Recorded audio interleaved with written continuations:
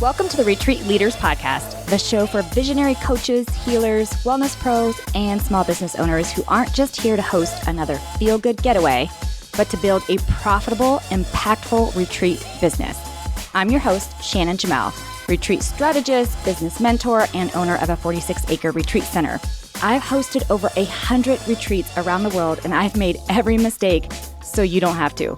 Each week, we'll dive into the mindset, marketing, money, business, and mechanics behind sold-out, profitable retreats. Plus, hear from expert guests who are walking the talk. Whether you're planning your first retreat or scaling your 100th, you're in the right place. Welcome to the show. Hey guys, welcome back to the Retreat Leaders Podcast. It's Shannon. Today it's a solo show and I am in the new studio again. As you can see, I'm just loving the space. I don't have my systems down yet exactly, so I have my notes on my laptop. So I'm just going to apologize in advance if you're watching online that I will keep referring to my laptop for notes. Eventually I'll come up with a system that works or I'll get a better memorization process. I'm not really sure, but this is what we're doing today. Before I dive into the topic, I just want to ask a quick favor. Could you please pause the show right now if you have not subscribed or reviewed the show? It really means the world to me. I literally listen to, watch, read every single recommendation, feedback, all of the good stuff. And it really helps me also to be able to get some incredible guests on the show. So if you do that for me, pretty please. I'll wait. I'll be right here.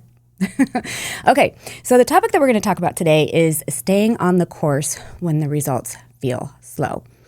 I can tell you that some of my daily, if not for sure weekly, conversations with retreat leaders in this space is how do we stay focused? How do we stay doing the activities we know are important? How do we stay positive? How do we stay excited if what is happening in our business, it feels slow?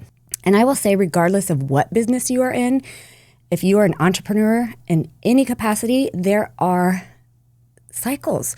There's cycles of when it's like, oh my goodness, coming in hard and fast and you're so excited and you almost can't keep up. And then there's times where you're like, crickets, what's happening? Where's everybody at? And so part of that is just the normal part of business.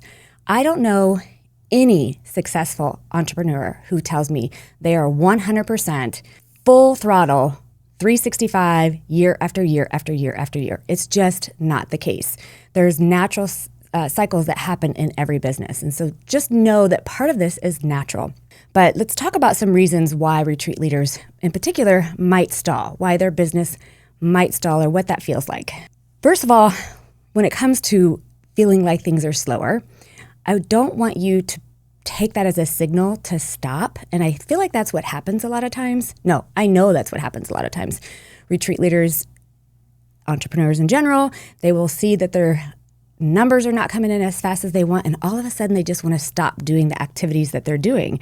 Or they have shiny object syndrome, which means either they're like, fuck it, I'm just not going to do the things that I normally would do because I feel like it's not doing anything. Or they go, you know what? If I do this instead, if I put my energy and focus over here, then maybe that's what will bring the business in. And that's not the case.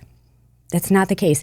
Chasing new strategies does not all of a sudden make things happen. Typically, you get your core strategies designed, developed, agreed upon with yourself, because it is a self-agreement, and then you focus on those consistently day after day after day. Don't get distracted by this shiny object syndrome. Don't get distracted by comparison, because that's the other thing that happens is you're working on your stuff and then you're paying attention to what that retreat leader or that entrepreneur is doing over there, and you're like, oh man, I'm not doing as good as they are, he is, she is, I'm not, what's happening here? What's going on? And so you get stuck in that comparison trap. You are looking though, don't forget, at someone else's highlight reel, almost always. And I'm even gonna be a little bit of an asshole and tell you that if someone's telling you even that they're doing so good, they're blowing things up, they can't keep up, take that with about 50% truth. Unless you really, really know them, really trust them, and there's somebody really close in your circle. Otherwise, it's probably just their own inflated ego or front or mask or whatever you want to call it. And so at the end of the day, don't get distracted by shiny objects or comparison. Focus on your lane. Even if that means you have to shut out the noise that's happening. Maybe it means get off social media as far as the scrolling. Maybe it's just post what you have to post, do what you do, answer questions, get off. Don't go looking at other people's stuff. Maybe you have to mute things. Maybe you have to get out of those groups that give you so much angst when you're thinking about what's happening in your world versus somebody else's world. So maybe you have to make some decisions. But one of the things I will say for sure is typically right before all your work and your consistency pays off is when those things happen. It's like right before you get to that line where things are starting to really move is when you get distracted by shiny objects or you get distracted by comparison. And so stay focused. The other thing is maybe defining what the working or activities actually look like, right? So what does that look like? And it could be maybe shifting from the metrics of bookings to maybe activity metrics. So this is a little different. Some people might say, okay, I need 1 booking a week or whatever that number is for me to feel good about this retreat. What if you shifted those metrics? Just when you're feeling down or worried, shift the metrics to how many conversations could you have? How many meetings could you set? How many content pieces could you send out? How many emails could you construct? Like switch the metrics from bookings to activities and focus on that and make that a reward. So instead of saying, I'm going to be excited when I get 1 booking a week, you're going to say, I'm going to be excited when I have 2 conversations a week, right? And so you're focusing on that rather than the bookings. Because what can happen is if we don't get our metrics answered, I guess you could say, or they're not checked, whatever, that's when we really start to get discouraged. If we're like, man, I wanted a booking this week, I didn't get it. Man, I wanted a booking this week, I didn't get it. And that keeps happening. Your energy shifts. I promise, call it woo-woo, I really don't care, but it's felt. It's absolutely felt. So switch the metrics from bookings, from sales, from signups to conversations, to interactions, to content, right? So it's just a slight signal change in your brain. Okay, maybe there could be even a 90-day plan, right? A 90-day focus where you commit to 1 primary marketing channel for 90 days before you reevaluate. And I say this because, and I'm almost the worst at this, y'all. I will be like, when I'm talking to a retreat leader, I'm like, well, have you done this? And have you done this? And have you done this? And blah, blah, blah. And I'm asking all these questions, and some of it very relevant, and some of it very important, and some of it is like, yes, this shit has to be done. But sometimes it kind of goes along with that shiny object syndrome. Sometimes it's like, okay, well, when your energy is in 500 places and you don't have an assistant to help you, or you don't have a PR team or a marketing team, or it's just you and your AI assistant, you might need to focus on 1, maybe 2 channels. And maybe you really go hard on those 1 or 2 channels for 90 days, like really hard, showing up daily, maybe several times a day. And the key to this is making sure that it's a channel or 2 channels. I wouldn't do more than 2 when you're really doing this focus, that your primary guest, your ideal client, your avatar spends the most time in. In other words, if your primary client does not use TikTok, don't spend your time on TikTok. If your primary client uses, we're just going to say Facebook and Pinterest, that's where you spend the bulk of your time. And I mean really consistent, really hard, really focused on those 2 areas for solid 90 days and evaluate what that looks like. What's the return on that time? How many pieces of content were you able to make in that time? How many interactions did you have? How many conversations did you have? All the things, right? Narrow down your focus for 90 days and go really hard on it. So that's kind of a thought or a plan that you could do. This is a big one. This next tip is a big one. Protecting your energy and your mindset. It kind of goes with that comparison conversation we just had. If you are allowing discouraging stuff to interfere with your planning, with your motivation, with your excitement, it will bring everything down. This goes for people in your life. This goes for business partners. This goes for the fucking news. Get off the news, get off the news, get off the news. I cannot say that enough. But protect your mindset, protect your energy, like as if it is your most precious, as if it is literally the heart beating inside your body. Pretend like you're holding that heart in your hand, and that is your mindset and your energy. I cannot stress this enough. All of us can be subject to being completely torn down, completely discouraged. And a lot of it has to do with what we're allowing in, what we're allowing into our head, what we're allowing into our spaces. So please, please protect your mindset and your heart. There is terrible stuff happening in the world. There will always be terrible stuff happening in the world because we are humans, we are faulted, we are flawed, we are a mess. Focus on you and your world and what you can control and contribute to that world as positive as you can and as lovingly as you can, because that's what's within your control. By the way, it goes to that whole, I think it was Mother Teresa that said, it might have been Maya Angelou, but if you want to heal the world, you start at home. If we want to worry about the world or try to heal the world, we have to focus on our own home, our own business, our own lane. So don't let the noise in, is what I'm saying. At the end of the day, don't let the noise in.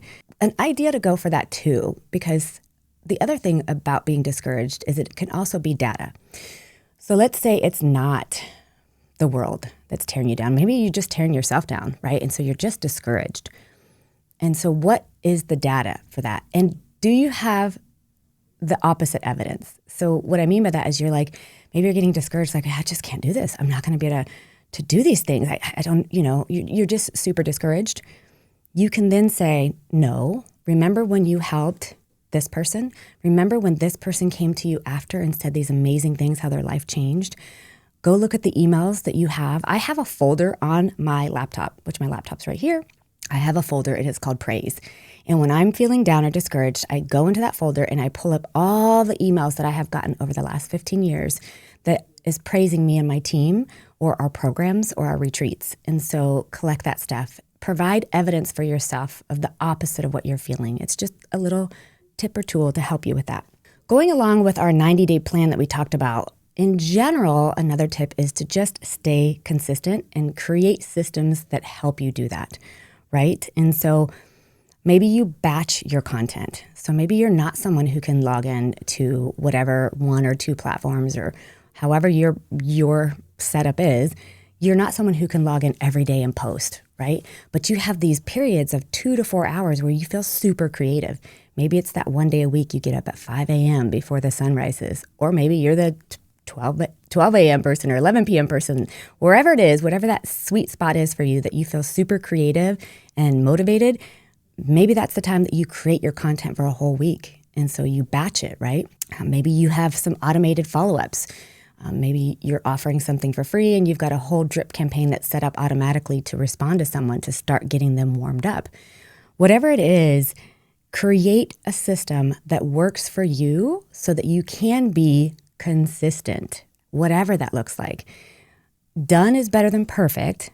Consistent is the best. So just keep that in mind when you're doing that. The last really kind of tip I will give you is accountability really, really helps because this job can feel like we are alone.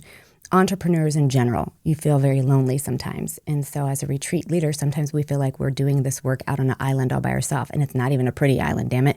And so we feel lonely. And so this is where accountability can just help with a partner, a mentor, a business coach, whatever may be the case, whatever works for you. Here's what I will say. The best, and you're just going to be like, whatever, Shannon, roll your eyes, but the best accountability is someone that you pay. If you're not there yet, fine.